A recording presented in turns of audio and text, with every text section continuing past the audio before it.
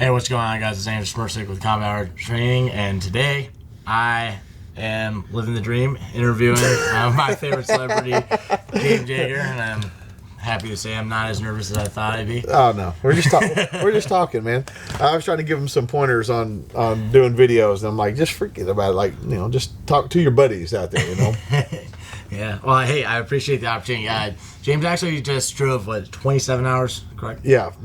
27 hours back from SHOT Show, and was awesome enough to step away from his family and everything to come do this with me at the shop with his equipment. So. Yeah, but I'm not wearing pants. I just put the shirt on, and I just got pants. I got the shirt and flip flops on. So could be worse. All right, so tell them what you're doing here. Yeah, so I just took a fighting pistol. Were you by yourself? And no, I took my lovely, awesome girlfriend who's sitting back there, and she did great. She was safe, and she completed every drill. And I don't know why you would say it like you would expect that some don't. Like, the women always do better than the guys do. Well, without complaining about my exes, I'm saying she did a great job.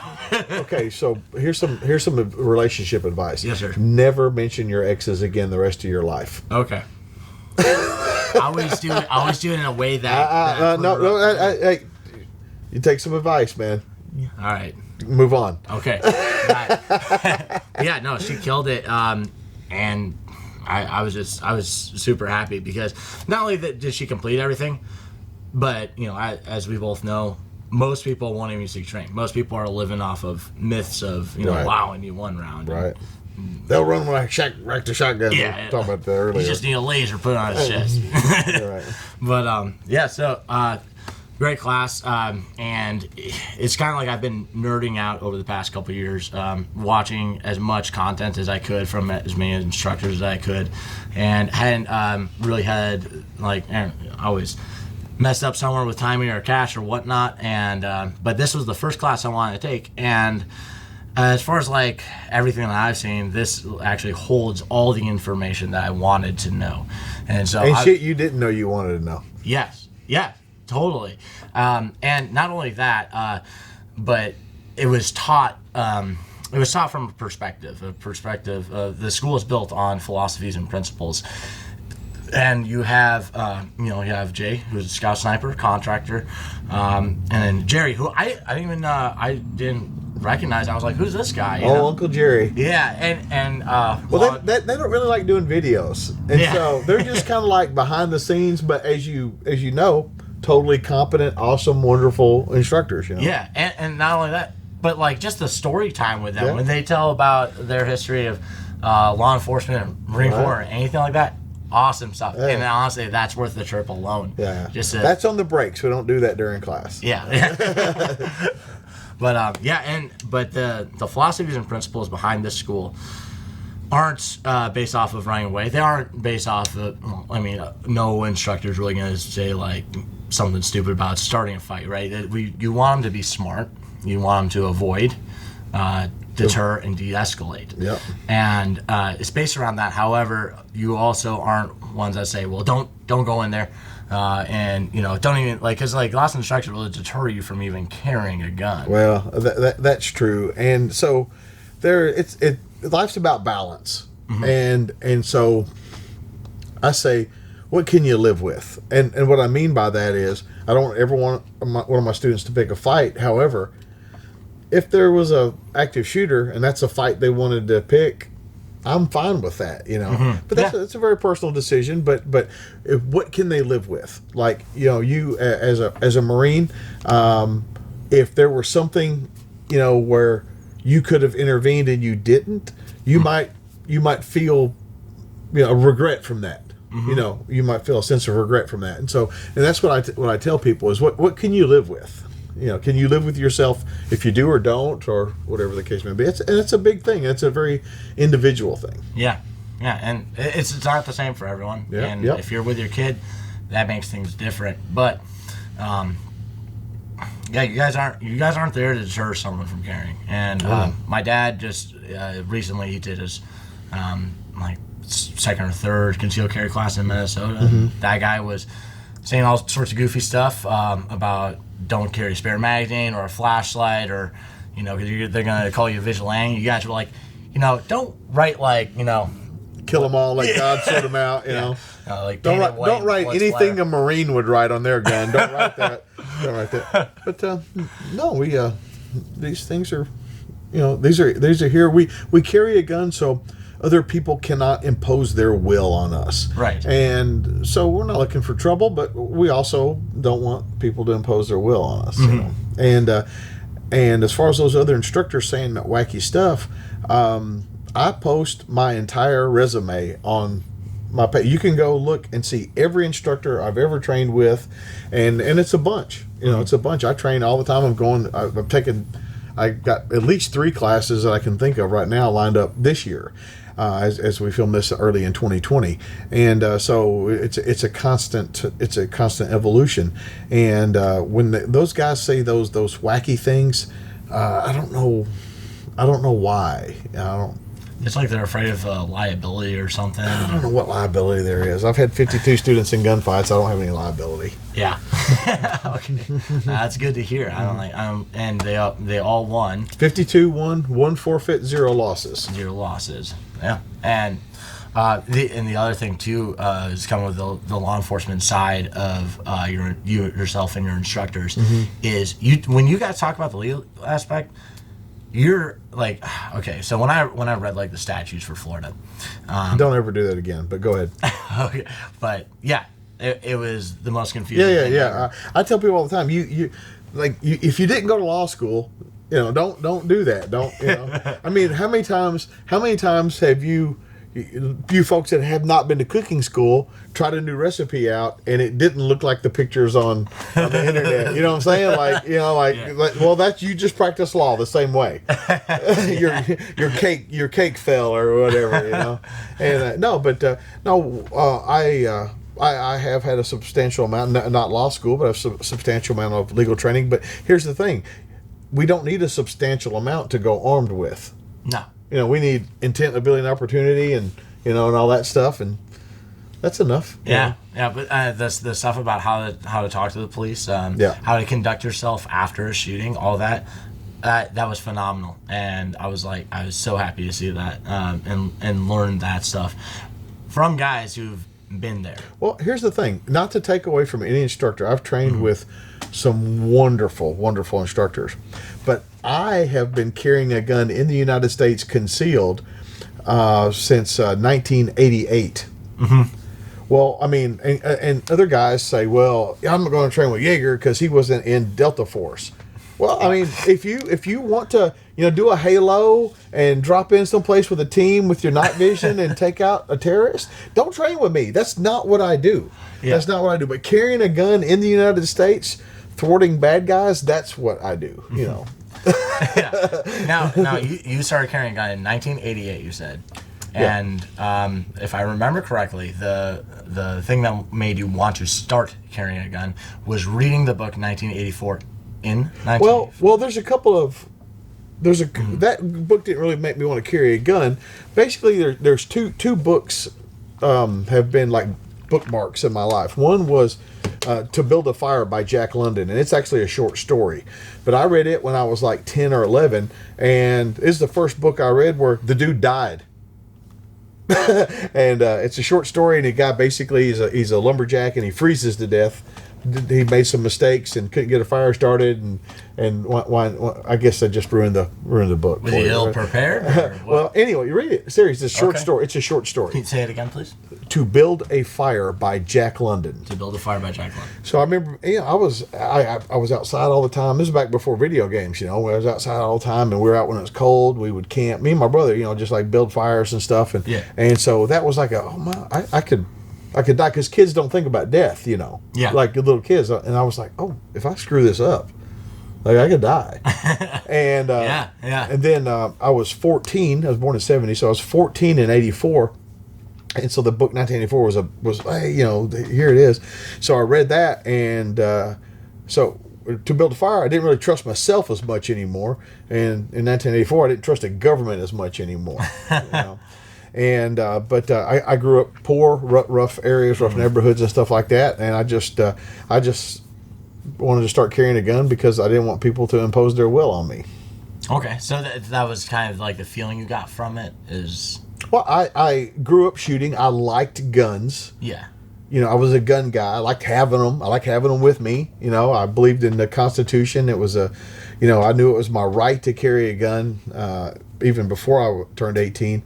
It's something that propelled me. And kind of the funny part, I've said this many times, Tennessee didn't have carry permits in the early 90s. And in January of 1992, I became a police officer so I could carry a gun legally all the time. That's why I became a cop. Like, that's it, you know. And so is that kind of like where, as you say, the warrior's path began for you? You know, I don't really know exactly where it started, but I think it started earlier than that on the playground. If you wanted to keep the swing, you had to fight for it. And, Really? yeah, I mean, anybody watching this, if you went to grade school in the 70s, like every fucking math teacher was also the football coach, and he encouraged you to fight. Like, hey, you guys knock that off. Go outside, after school or something, and sort this out, and don't bring this back in my classroom anymore. It was encouraged, and so if there were like bullies back then didn't say your haircut's stupid. They'd punch you and take your lunch money. You know what I'm saying? Like and so I guess when I was small, I wound up fighting guys that were, grade or 2 or 3 ahead of me in school sometimes, and I was just like, "Fuck, these guys are all assholes and are bigger than me." They're in between. The difference between a 3rd grader and a 6th grader is pretty big. I'm like, "Oh man, this is crazy." That's a hard fight. that's where I started hitting people with book bags and stuff like that. But I don't know exactly where it starts. But I think some of it's genetic. I'm about half Scotch-Irish, and there's a genetic predisposition for the Scotch-Irish to be prone to warfare. It's chronicled very well in a book called Born Fighting. Born Fighting. Yeah. Okay. But anyway, so I don't know. It's just I'm a petri dish. I'm half German and half Scotch-Irish, which explains my propensity for violence, but not my lack of alcoholism. Yeah. So okay, and then what? You became a police officer. Now, one of the things I was wanting to ask about was what were some of the major lessons you learned from like being a police officer and contracting, like some of the major lessons, the major takeaways. Well, what I think you could say for any job, a first responder kind of job, or military service, combat arms or contracting, is it's days, weeks, and months of boredom with seconds of sheer terror thrown in there every once in a while. And so it's not like, as a cop was always shooting out, and all that, it's not like that, Yeah. It's about changing flat tires in the rain and, and stuff like that. A sense of community, a sense of service. And I saw contracting that way too, as an extension of my service to my community, my country. And I have to tell people all the time I was never in the military because they see the pictures of me in Iraq with a machine gun, they just instantly think military. Yeah. And so in these days of stolen valor, when they say, "Well, you were a cop and a soldier," whoa, time, whoa, whoa, in these days of stolen valor, I don't even want to get close to that. But anyway, I don't even remember what your question was, but some of the major lessons you learned. Like if there was like something that really stuck out as either as a police officer or a train. I was a cop that some of the other cops would make fun of me because I took classes all the time. I'd spend my own money, but that training saved my life more than once. And so I guess the lesson was don't expect somebody else to do it for you. Yeah, you got to do it for yourself, and I don't know. Take it seriously. Like there's never a time when I went on to patrol where my uniform wasn't cleaned and everything was tucked in and clean. And my weapon was in perfect condition and all that. I took every time I went to work, contracting or whatever. I took it seriously. When I leave the house, every time I leave the house, I take it seriously. My gun, all my stuff's good. And that's what I would say is that. Like you are your own backup, and so you've just got to just be squared away, you know. Didn't Jay say like you will be at all your own Yeah. emergencies? Yeah, you'll be at all of your emergencies. You are your own first responder. Yeah, and you can't expect anyone to get there on time or to be able to take care of the problem. Well, like again, to say, Jay, like think about who you want backing you up. How strong are they? How well trained are they? And then you just be that. Yeah, that's a simple answer. And then also, so as an instructor and as a student, I've heard you speak a lot about when you go to take a class. Yeah, I think you also said that it took you a few different classes to go switch from Weaver to isosceles. Correct. Yeah. At first, when I was young and immature, I would go to a class and I would want to resist what the instructor was telling me because it didn't feel right. Yeah. But the reality was what I was doing was wrong. But I was young and maybe didn't have a lot of self-confidence, so I thought, well, I don't want to have to admit I'm doing something wrong, and I was a horrible student. Yeah. And I mean, I didn't talk back to the instructor or anything. I just resisted it and would just ignore the instruction. And I have guys that come through that do that to me now, so I don't take it personal. Yeah. Okay. Yeah. But yeah, that's so that's something that really changed. After I took a few classes, I thought to myself, I am wasting my money. Yeah. Like like an example, I'm not a press jet guy, Yeah. right? Pat McNamara trains here, Delta Force, knows his shit, right? Oh yeah. Pat says do a press check. Well, when I'm in Pat's class, I do exactly what Pat tells me to. Yeah. And so one of my guys, friends, instructor, that teaches with us sometimes, adjunct, he's like, hey, I saw that press check. I go, you saw me do what the instructor just told me to do? And he went, oh. Yeah, so when I go, I do what they say, and it's just that, I mean, I have become a better student. And on the way out, that's when you decide what your takeaways are, what you're going to adopt. Right. On the drive home, or you should take notes. And Yes. nobody ever takes enough notes. Even when I take classes, I never take enough notes. Man, I tried. Yeah, I know. I do them on my phone now, so I actually really? can. It doesn't work for me. You're a Marine, so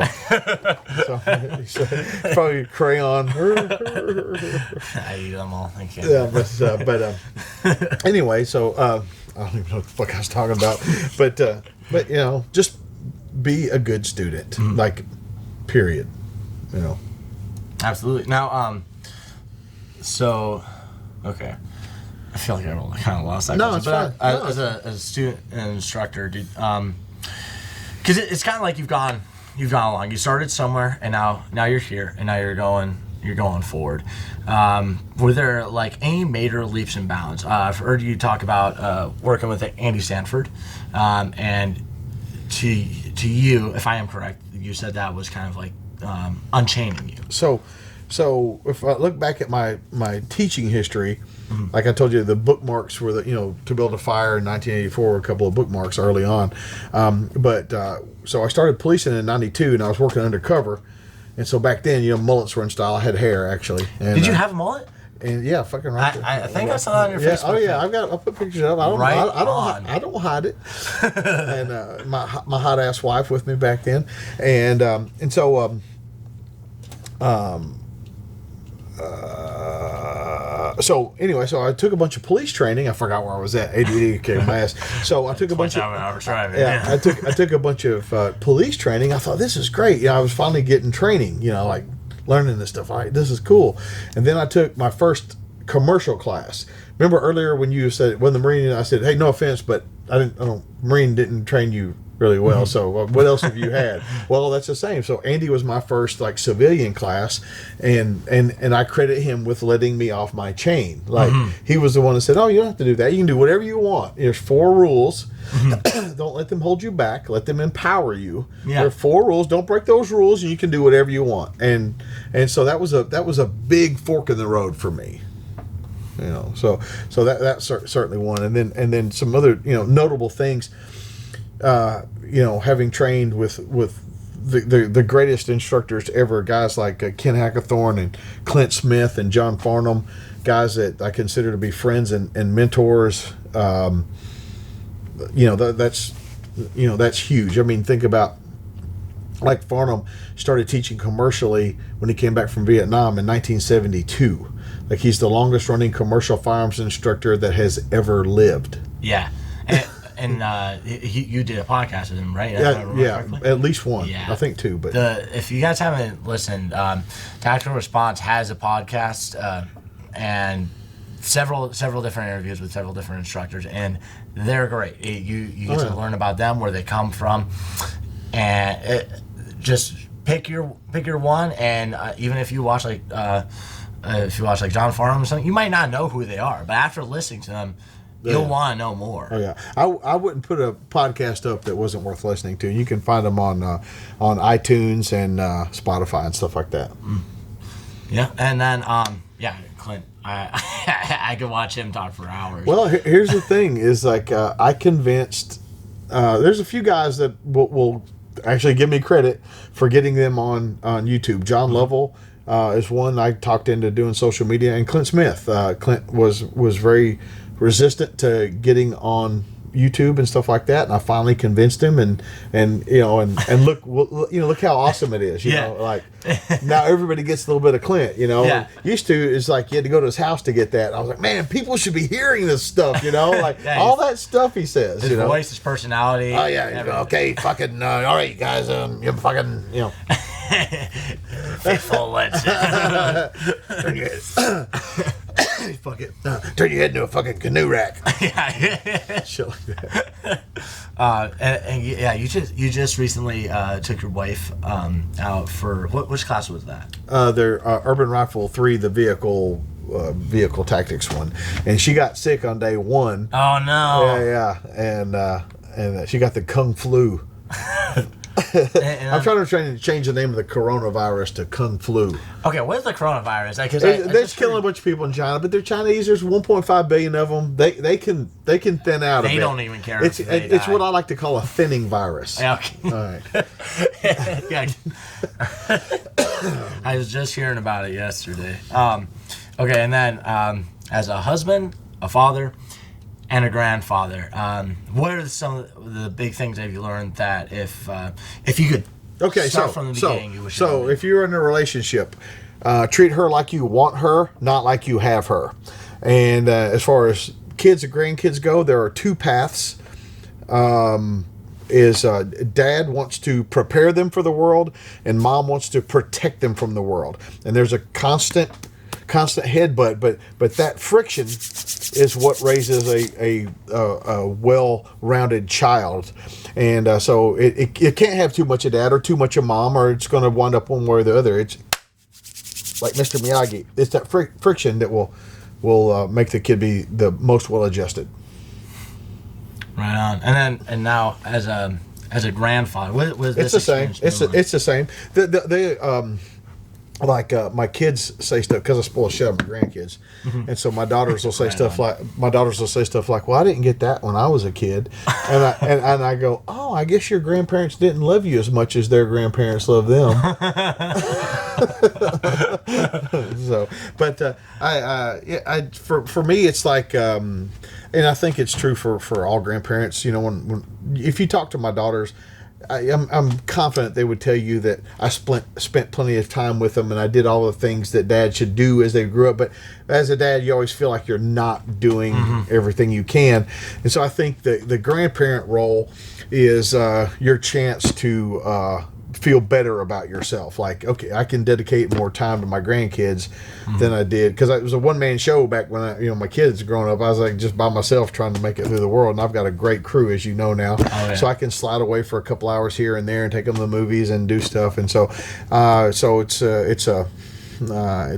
helps me feel less guilty about as my daughters grew up, not spending quite enough time with them, in my opinion. Yeah, it's hard. I could see my daughter on weekends, and even I was like, how much can we squeeze in?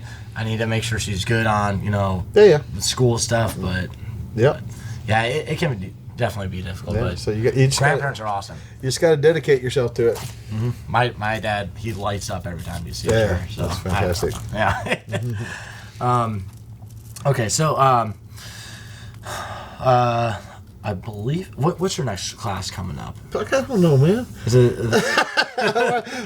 Well, look at the calendar. I don't know. Okay, so I saw. I guess advanced fighting pistol tomorrow or. Oh no, the next one you're training at from like another instructor. That I'm attending. Yeah. Sorry. The Night Fighter with Green Line Tactical. And Okay. Then I'm also going to do the Green Line Tactical SPR or DMR, whatever that class Yeah, is. it's a SPR class, guys. I'm trying to make it to that if I can. But yeah, so if you've got like a like a Mark 12 type rifle, 5.56 rifle length barrel, it's kind of more geared towards that from what I've read, or at least that's why I'm going. Semi-auto magazine-fed gun with a piece of glass on it. And then I'm probably going to get out to Gunsight sometime this year for the 250 class, which is their you know, the first class you should take at Gunsight, they will tell you is 250. I kind of skipped it and I took a scout rifle class one time, but I'm going to go back and take because it's kind of like the oldest curriculum still being taught in the United States. Like it's like set in stone, and it's a 5-day class, and it's kind of like the bread and butter of Gunsight. Okay. So All right. it's my intention to get out there for that sometime this year. So, if I heard you correctly, so it's kind of like how fighting pistol is like the most refined class here, and that would be for Gunsight. Cool. Right on. So it's I know in recent history, your major focus has been long distance shooting. What is it right now? No, not really. I mean, No? I mean, like if you're talking about last year, I spent the most time with revolvers last year. Okay. But I do.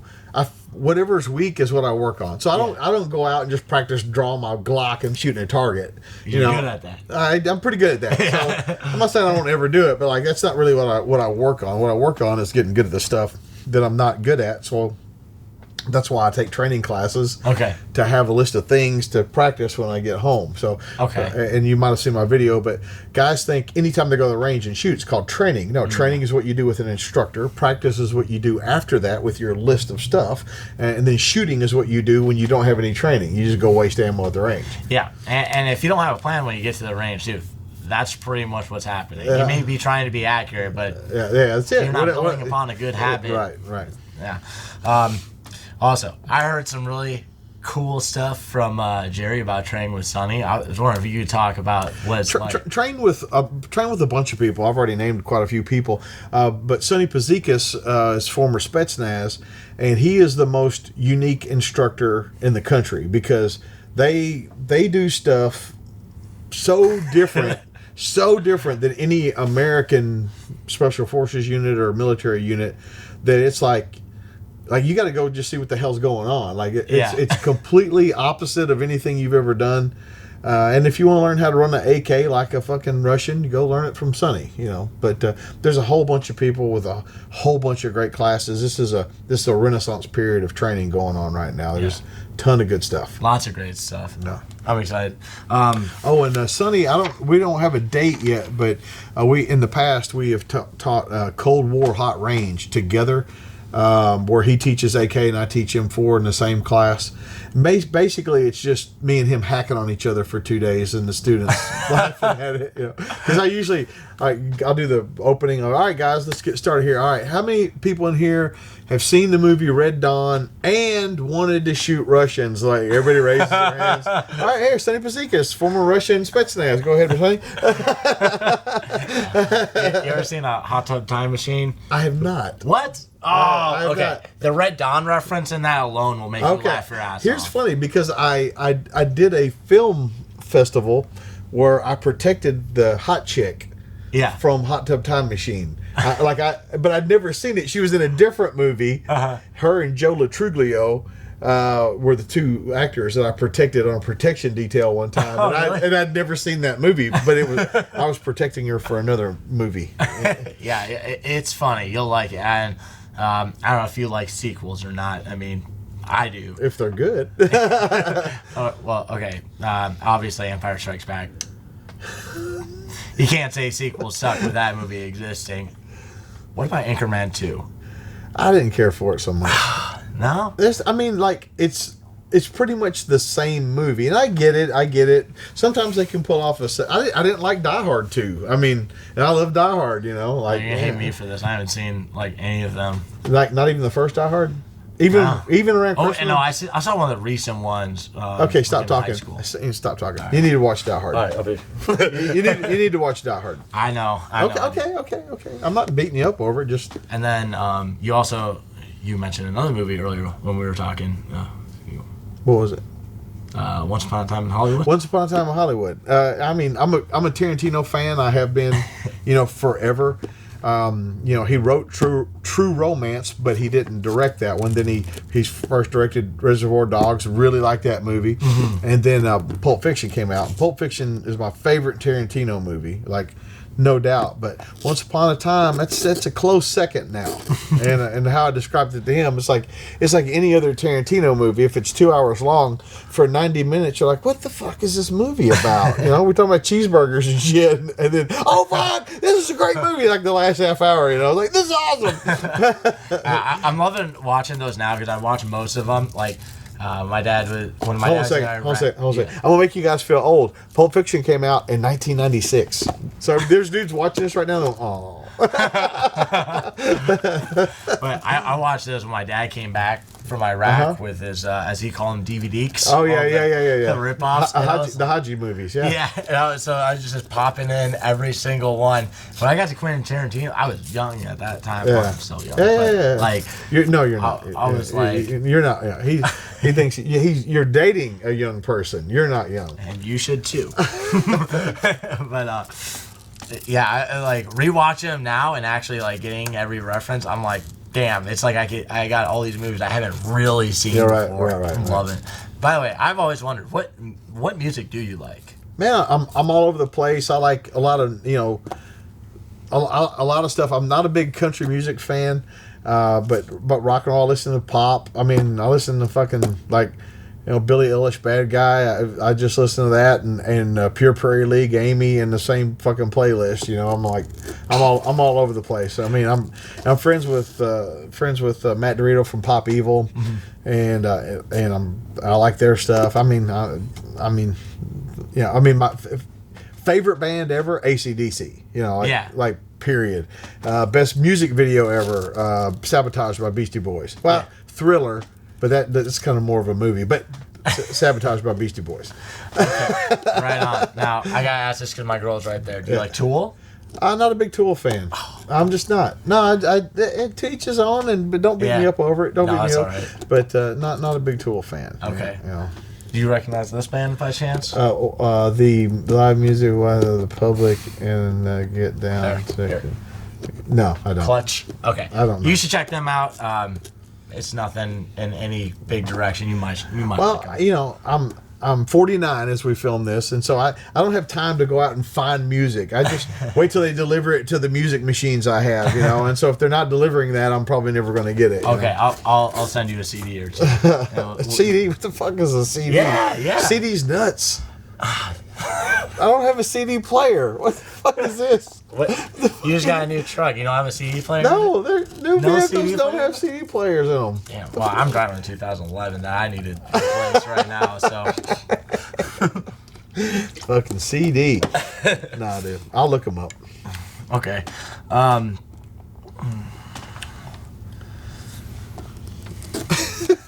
I know. I haven't actually looked at my notes this whole time. I was supposed to do this in between. No, do whatever, man. I'm just sitting here while you're waiting. Sitting here while you're. Oh, go ahead. Okay, so one of the major reasons why I wanted to come to Tactical Response, and I was like, I've looked at like lots of classes from lots of different people and the way they teach, and it's often said that fundamentals of shooting. Anybody can teach it. Yeah. Any monkey can teach that. I don't teach shooting though. No. I teach gunfighting. Exactly. And that's what I like about the philosophies and principles behind this place. Now, what is it that led you to teach that way? Was it a gap in training? Well, it's what I started out in the quest of. I never like people talk about split times. I want to talk about splitting skulls. Like they want, they're talking about a flat trigger or a curved trigger. Press the fucking trigger. Like there's too much deliberation. There's too much talk about stuff. Fucking get out there and do it. But to say it's a shooting school would mean that we just worry about skill. Skill is running the machine, right? So mindset, tactics, skill, gear. And our class covers all that shit with a heavy emphasis on mindset. Basically, it's a mindset class where we teach you how to shoot. I tell people all the time, I tricked you into coming by telling you to bring 1,000 rounds, but the lecture is what I wanted you to hear. Yep. Yeah. And sorry I couldn't do it live. I was not here. That's no big deal. Hey, I appreciate you being here right now for real. Because I had my ass kicked driving up from Tampa. So I really appreciate it. Did she help drive at all? I don't let her because to me it's just my job, and I'd rather her just. Do you have a license? You should let her drive. It's just like if I do that, I feel like I'm being lazy. I just want her to relax. Okay, but if you're sleepy, then you're actually putting her life in danger, and you're not helping anything at all. True, but I felt good the whole way. If I needed it, I for sure would have. Let her drive some. All right. You're supposed to empower your lady. I do though. Okay. I brought her here, didn't I? I think she brought you. What's next? Okay. All right. I don't know if there's anything you should or should not say about this or no, what. Go ahead. What's up? I have always wanted because I've heard Mookie talk about it and I've heard you mention What's it. the question? Working with the British. Oh no. First off, English. Fuck the English. I've never met a Scot or an Irishman or a Welshman I didn't like, but the fucking English, man, fuck. That's all I got to say. Well, I want to know why though. Like, what was it? You don't get why. No. Okay. All right. Fair enough. Maybe it's like working with Jordanians. The Jordanians are incompetent. The English are incompetent and arrogant. Yeah. Okay. Okay. I feel it. Man, you know what? Honestly, I think I've hit all the big questions I had. I want to do a video talking about the experience here. Personally, I would like to thank you so much for coming out here to do this after your big trip. Oh no, it's fine. Well, I mean, you deserve to be with your family. I spent some time. He told me he was starting or beginning a YouTube channel, and I'm like, well, you should interview me. So, like next time, no. Strike when the iron is hot. Okay. Seriously, like, what if I get killed in a fucking helicopter crash? That would piss me off. Yeah, you'd be like, oh, I should have interviewed. No, don't ever pass up an opportunity. And furthermore, if you ever are around like a YouTube person and they fucking kind of blow you off for an interview, fuck them, because they're not really famous anyway. It's just YouTube. Okay. Yeah.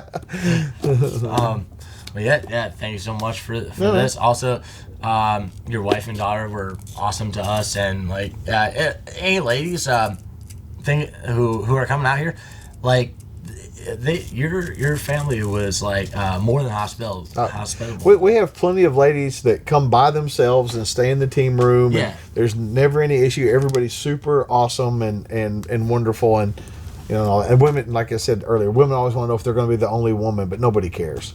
Yeah.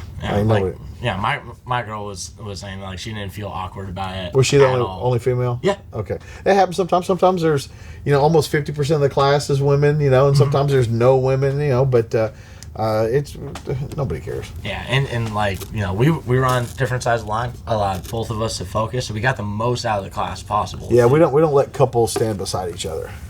Yeah. Not like if you came back and did like fighting rifle. When we do the team tactics and fighting rifle, yeah, we put you back together. But oh, cool. But we just don't want you. We just don't want you standing beside her and her going, "Hey, keep your head up. Hey, rack that slide every time. Hey, because you know how women are." No, Like when I was teaching her too, she would like when she'd do something, then she'd be like, like stop doing that. Right. So it was great having your instructors work with it. Oh yeah. Awesome. And then we want to come back. I want to do the fight next. Yeah, 'cause you should. I've had the CLS training, but I do want to do immediate action medical also. You had firearms training in the Marines, and I still taught you more shit than you knew. So don't tell me you had CLS and you're going to skip No, our class. I just watching the DVD. She had CLS? No. Okay, No, all right. we're gonna get it for her. Okay. But just watching the DVD alone, the way, like some of the things, like the hemorrhaging and the way the blood's gonna look on the pants and how to apply it. Yeah, it's all great. And then the way they demonstrate was better than what I got, because corpsmen don't want to train you every day. That's all right, man, that's but all right. like that DVD is phenomenal.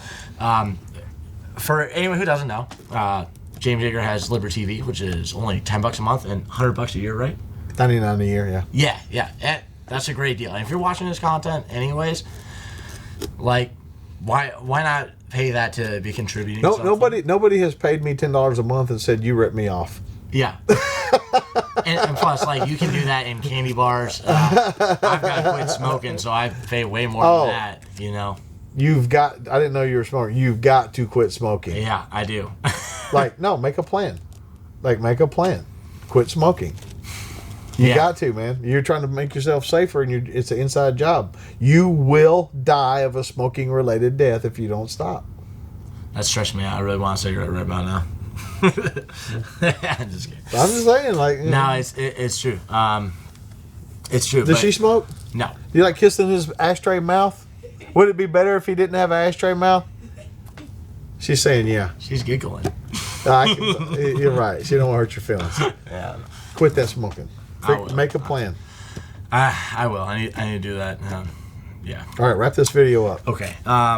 Yeah. Well, basically that's everything. And And I you're gotta gonna quit smoking and now? you're gonna quit smoking. Yeah. You're gonna make a plan. yes. All right, man. Yes. So sign it off. All right, guys. Hey, thank you so much for watching. Tell them to Please- subscribe. Yep. And tell them to share it. Yeah. Please like, share, comment, and subscribe, and have Tell them only if they have nice comments. only nice comments. No. I mean, No, people bitch like, let him talk. I just keep fucking with people. All right, you guys, be good.